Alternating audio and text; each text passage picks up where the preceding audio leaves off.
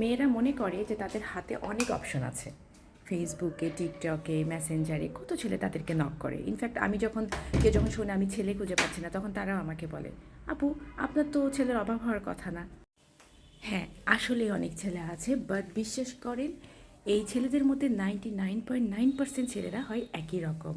এরা জাস্ট শুধু নারীর সঙ্গ চায়, এদের নারীর সাথে কথা বলতে ভালো লাগে, নারীদেরকে নিয়ে ঘুরে ফিরে বেড়াইতে ভালো লাগে, টাইম পাস করতে ভালো লাগে। কিন্তু আপনি এখনই যদি এদেরকে বলেন যে তোমার ফ্যামিলিকে বলো, বলে মোহরানা দিয়ে বিয়ে করে আমাকে নিয়ে যাও, আমার দায়িত্ব নাও, সবাই সরে পড়বে, সবাই। কারণ দায়িত্ব নেওয়া এবং টাইম পাস করার মধ্যে আকাশ পাতাল তফাৎ আছে।